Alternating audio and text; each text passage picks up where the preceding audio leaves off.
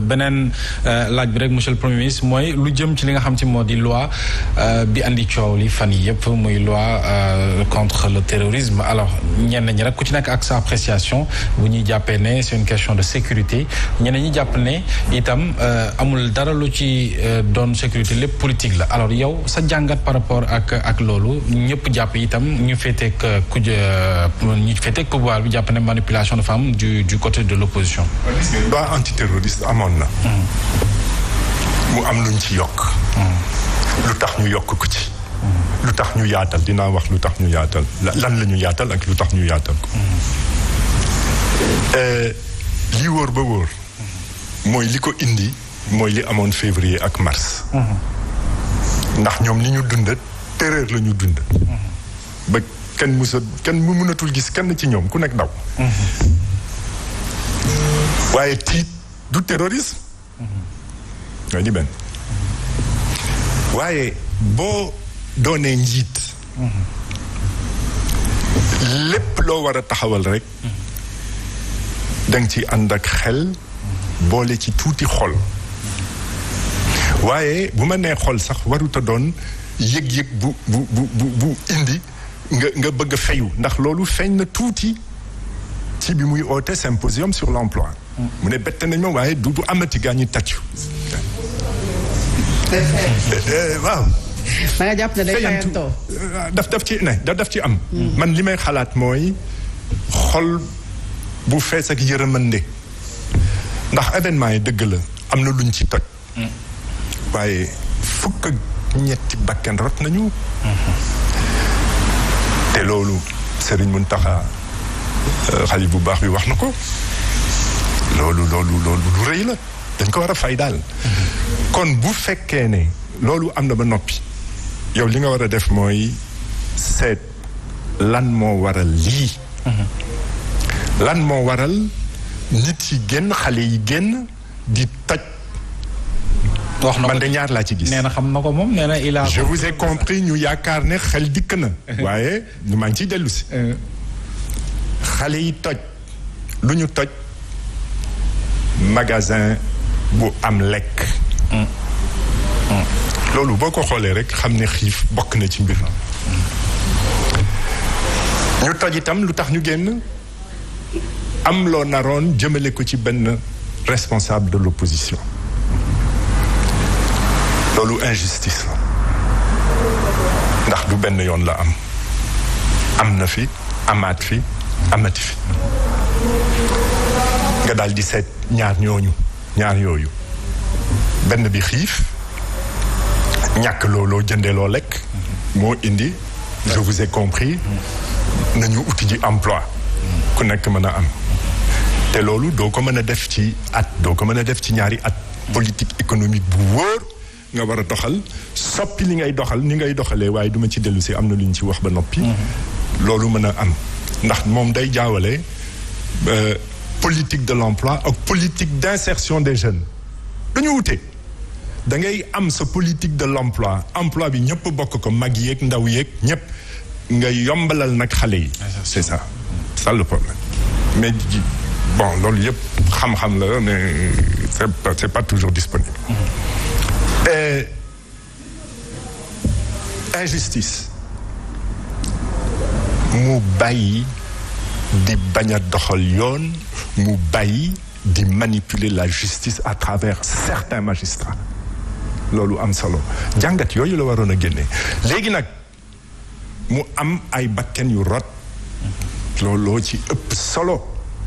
nga war a seet lu tax loolu mën a ne ndax boo nekkee njiit ñépp ngay njaboote donde juruloo leen sa njaboot lañu nga war ko fay daal lool ndax dégg nga terroriste bu bokkoon ci manifestant yi ñoo rey ñooñu takk der yi non damay continuer loolu mi ngi jógee ci takk der yi force de l'ordre nga war a xalaat loolu ndax amul force de l'ordre boo xam ne day rey nit comme ça mi ngi mën a jógee ci formation bu doyul mi ngi mën a jógee ci impréparation wala stratégie de maintien de l'ordre boo xam ne matul ci loolu ngay xalaat waaye doo xalaat xaaral ma indi nervi xaaral ma diisal la loi antiterroriste mu gën a metti jumte bu rëy nga foofu te bu ma la nee ñàkk formation du ñàkk mu bokk ci li indi ay bakken yu rot booy ootee ñu war a recruter ay nervi ci biir gendarmerie ak ci biir police wala di ko nar yaa ngi jëm fu nar a gën a métti dafay mel ni sax yow am na loo xam ne jàppee nga ko borom tàkk der yi maanaam bakken mënoon na gën a rot ba ordre dikk ñu ñëw nag ci loi antiterroriste man li ma ci gis mooy yaatal na comment on appelle ça encore les trucs de malfaiteurs association de malfaiteurs yaatal na ko yaatal na confiscation des biens yaatal na li ñu mën a tuddee terrorisme waaye ni ma la ko waxee sànq rek ñoom bu ñu nee loi antiterroriste seetal leneen loolu mooy lan mooy parti politique ba association boo xam ne mën nañu jàpp attention c'est grave ce que je veux dire là mën nañu jàpp mu mel ni rek ay jigéen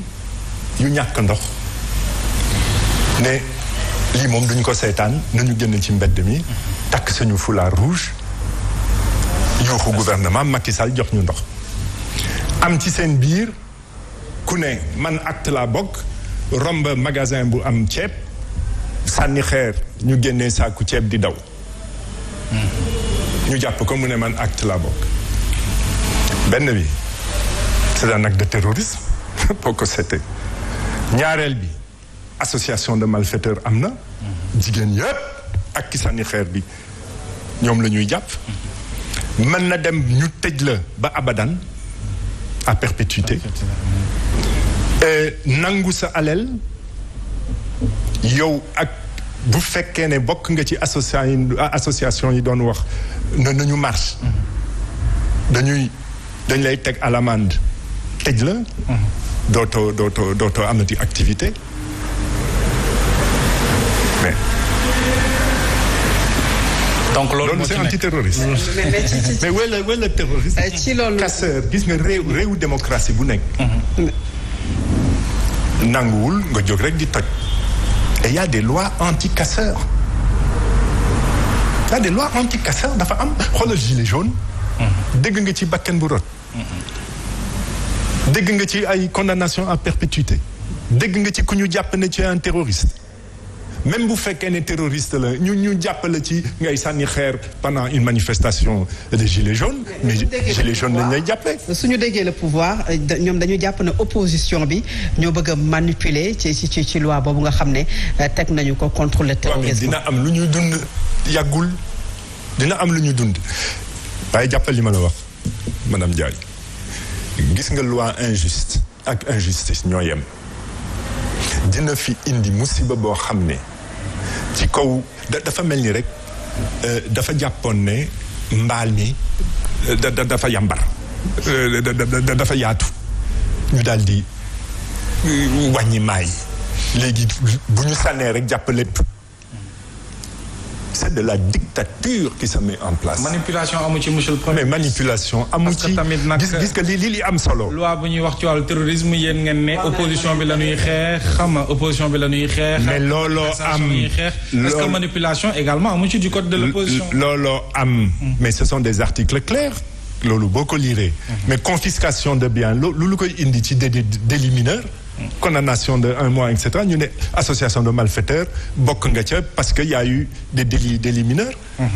mi ngi ci. terrorisme bu fekkee ne toog nga interne ñu ne ñu ngi dem ci manifestation yoo xamuloo ndax dinañ fa sànni xeer am déet te mën na am sax ñoom ci seen bopp ñu duggal ay nerf bi ci manifestation bi ñooñu toj ñu ne kon yow sa responsabilité la. mais loolu yëpp c'est xajal mi ngi ci. war a nekk seen taxawaay ndax gis nañu organisation de droits de l'homme yi ne dañu ko war a surseoir ba ci kanam balaa ñoo promulguer loi bi l'opposition parlementaire bi nga xamante ne dañu bokk ci M2D ne ñoom dinañu ko attaquer CRD lan moo ci taxawaayam ci par rapport à cette loi. mais CRD nous sommes dans l'opposition parlementaire. Mamadou Lamine Diallo mi ngi ci. te am na dans le M2D jéego yoo xam ne voilà on va essayer parce que dafa am na le droit de manifester kooku kenn mënu ko génne Sénégal. non attention et puis nit da ngay gore. am na loo xam ne yow nekkoon nga ca dox ko ba mu jural la li mu la jural ñu fal la nga doon président de la République nga toog lii yëpp da nga koy dindi. mais non c'est pas comme ça recul démocratique. te am na ku nekk bitim réew koo xam ne wax naa ko daf ma ne waaw mais Sénégal kay tane na réew yi ñu di ma ne ko mais attention bu fekkee ne noonu ngeen di xalaatee musiba mën na am ci réew mi te dina leen bett